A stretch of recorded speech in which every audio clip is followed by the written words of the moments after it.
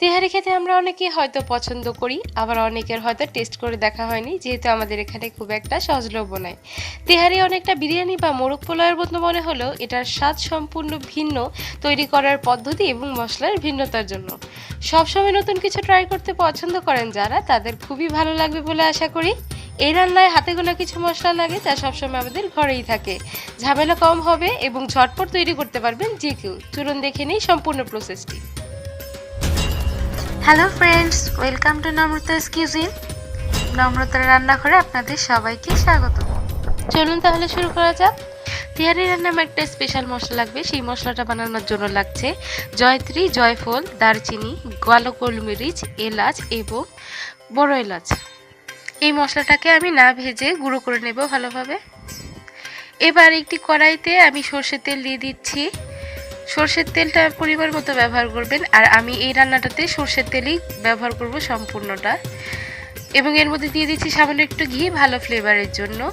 তেলটা এবং ঘিটা খুব ভালোভাবে গরম হয়ে আসার পর এর মধ্যে দিয়ে দিচ্ছি কুচি করে রাখা পেঁয়াজ। সর্ষের তেল দিয়ে রান্নাটা করলে কিন্তু তেহারির স্বাদটা সবচেয়ে ভালো আসে এবং সবচেয়ে টেস্টি হয়। এর মধ্যে দিয়ে দিচ্ছি আমি দুটো তেজপাতা এবং কিছু গরম মশলা। আস্ত গরম মশলাটা দিতে হবে, এতে করে সুন্দর একটা ফ্লেভার আসবে। এবার একটু ভালো সময় নিয়ে একটু লালচে করে ভেজে নেব। এবার এর মধ্যে দিয়ে দিয়েছি 1 চামচ মতো রসুন বাটা এবং 1.5 চামচ মতো আদা বাটা দিয়ে একটু কষিয়ে নেব কিছুক্ষণ তেলের সাথে ভালো করে নেড়েচেড়ে। মশলাটা কষে আসলে এবার এর মধ্যে আমি দিয়ে দিচ্ছি স্পেশাল তেহারির মশলাটা, যেটা আমি ভালো করে গুঁড়ো করে রেখেছিলাম। সেটা দিয়ে আমি আরেকটু সময় ধরে নেড়েচেড়ে কষিয়ে নেব। এবার খুব ছোট ছোট করে কেটে রাখা মুরগির মাংস ব্যবহার করছি। ছোট করে এই জন্যই মাংসটা কেটে নিতে হবে, কারণ তেহারির মাংসটা যদি ছোট করে না কাটি তাহলে টেস্টটা ভালো আসবে না এবং মশলার গন্ধটাও মাংসের ভিতরে খুব সুন্দরভাবে যাবে না। ছোট করেই কাটতে হয় তেহারির মাংসটা। এবার এর মধ্যে একটু লবণ দিয়ে আমি আর একটু কিছু সময়ের জন্য কষিয়ে নেব। আর এই রান্নায় কিন্তু আমি কোনো রকমের হলুদ ব্যবহার করব না। হলুদ বা লঙ্কার গুঁড়ো ব্যবহার এটাতে করতে হয় না। এর মধ্যে দিয়ে দিচ্ছি কাঁচা লঙ্কা মাঝখান থেকে চিড়ে। ঝালটা পছন্দ মতন আপনারা ব্যবহার করবেন। ঝাল বেশি চাইলে একটু বেশি ঝাল ব্যবহার করতে পারেন, কোনো অসুবিধা নেই। এবার এর মধ্যে দিয়ে দিচ্ছি আমি দুধের সর, প্রায় 2 চামচ মতো দুধের সর ছিল। দুধের সরটা দিয়ে দিলে পরে টেস্টটা ভালো আসবে, সেজন্য আমি একটু দুধের সর ব্যবহার করলাম। এর মধ্যে দিয়ে দিচ্ছি টক দই। আমি ঘরে বানানো ইনস্ট্যান্ট টক দইটা ব্যবহার করেছি। আপনাদের কাছে যদি গাঢ় টক দইটা থাকে সেটা ব্যবহার করবেন। আর টক দইটা যেন একটু বেশি টকটক হলে এই তেহারি রান্নাটা ভালো হয়। এবারে এর মধ্যে দিয়ে দিচ্ছি পরিমাণ মতো চিনি।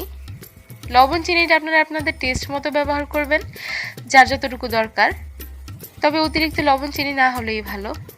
এবার এর মধ্যে আমি টেস্টের ব্যালেন্সের জন্য দিয়ে দিয়েছি লেবুর রস। আমি 2 চামচ মতো লেবুর রস ব্যবহার করেছি। লেবুর রসটা কিন্তু অবশ্যই দিতে হবে, এতে গন্ধটা ভালো আসবে। এবার কিছুক্ষণের জন্য ঢেকে দিলাম মাংসটা একটু সিদ্ধ হয়ে আসার জন্য। মাংসটা কিন্তু প্রায় সিদ্ধ হয়ে এসেছে। এবার এটাকে একটু নেড়েচেড়ে কষিয়ে জলটা সামান্য শুকিয়ে নেব। এর মধ্যে দিয়ে দিচ্ছি একটু ভাপিয়ে রাখা আস্ত মটরশুঁটি। মটরশুঁটিটা যদি আপনাদের কাছে কাঁচাটা থাকে তা ভালো, কাঁচাটাই ব্যবহার করতে পারেন, সামান্য একটু ভেজে, নয়তো একটু ভাপিয়ে আমার মতো ব্যবহার করতে পারেন। মটরশুঁটিটা সহ একটু সময় নিয়ে কষিয়ে নেব। যখন দেখবেন যে তেহারির মাংসটা থেকে এরকম তেল বেরিয়ে এসছে, তখন এটা নামিয়ে নেব। মাংসটা আমি কড়াই থেকে নামিয়ে তেলটা এবং মাংসটা আলাদা করে রাখবো এবং পরবর্তী রান্নায় সেটা আমার ব্যবহার করতে হবে। এখানে আমি দিয়ে দিচ্ছি সর্ষের তেল। আমি একবার বলে দিই আপনাদের যে সর্ষের তেলটা যদি খাঁটি হয় তাহলে কিন্তু তেহারির স্বাদটা অনেক বেশি ভালো হবে। আপনারা অবশ্যই খাঁটি সর্ষের তেলটা ব্যবহার করার চেষ্টা করবেন। সর্ষের তেলের পাশাপাশি এর মধ্যে আমি মাংসের তেলটাও দিয়ে দিলাম, এতে করে পোলাওর মধ্যে মাংসের সম্পূর্ণ ফ্লেভারটা চলে আসবে। তেলটা গরম হয়ে গেলে এর মধ্যে তেজপাতা দিয়ে দিয়েছি এবং এর মধ্যে দিয়ে দিলাম এবার গোবিন্দভোগ চাল বা পোলাওর চাল। পোলাওর চালটাই এইখানে ব্যবহার করতে হবে। বাসমতি চাল দিয়ে কিন্তু তেহারি রান্না হয় না, আর টেস্টটাও ভালো আসবে না। এই চালের সুগন্ধে তেহারির স্বাদটা অনেক বেশি বেড়ে যায়। আপনারা সবসময় পোলাওর চালটাই ব্যবহার করার চেষ্টা করবেন। এবার আমি চালটা দিয়ে খুব ভালোভাবে ভেজে নিলাম। ভেজে নেওয়ার পরে এর মধ্যে আমি গরম জল ব্যবহার করেছি। একদম ফুটন্ত গরম জলটাই এখানে ব্যবহার করতে হবে, এতে পোলাওটা ঝরঝরে হবে এবং সুন্দর হবে। এবার এর মধ্যে মাঝখান থেকে চিড়ে রাখা কাঁচা লঙ্কা দিয়ে দিচ্ছি এবং দিয়ে দিচ্ছি সামান্য কিছুটা দুধ। দুধটা দিলে কিন্তু পোলাওয়ের স্বাদ সবসময় বেড়ে যায়। আপনারা পোলাও রান্না করেন বা যে কোনো কিছুই রান্না করেন, তার মধ্যে পোলাও জাতীয় কিছু রান্না করতে গেলেই এর মধ্যে একটু দুধ ব্যবহার করবেন, তাতে দেখবেন টেস্টটা ভালো আসবে। এবার আমি এটা ঢেকে দিচ্ছি কিছুক্ষণের জন্য। 7-8 মিনিট পরে দেখতে পাবেন যে এরকমভাবে জলটা একদম টেনে গেছে। চালটাও খুব ভালোভাবে সিদ্ধ হয়ে যাবে, হয়তো সামান্য একটু চাল সিদ্ধ হওয়া বাকি থাকবে। এবার এর মধ্যে আমি দিয়ে দিচ্ছি মাংসগুলো, যেটা আমি আলাদা করে রেখেছিলাম একটা বাটির মধ্যে করে। সেই মাংসটা এবার এর সাথে খুব ভালোভাবে মিশিয়ে দিতে হবে, নিচ থেকে নেড়ে চেড়ে। এতে করে মাংসের ফ্লেভার এবং চালটা খুব সুন্দরভাবে মিলেমিশে যাবে। এই ক্ষেত্রে একটু চেক করে নেবেন যে চালের লবণটা বা চিনিটা ঠিকঠাক আছে কিনা। যদি না থাকে তাহলে তার মধ্যে যতটুকু দরকার আপনার প্রয়োজন মতো দিয়ে নিতে পারেন। এর মধ্যে দিয়ে দিলাম সামান্য একটু কেওড়া জল এবং ঘি পরিমাণ মতো দিয়ে এটা আমি কিছুক্ষণ ঢেকে দমে রাখবো। প্রায় 10 থেকে 15 মিনিট পর্যন্ত দমে রেখে দিলেই হবে, একদম কম আঁচে।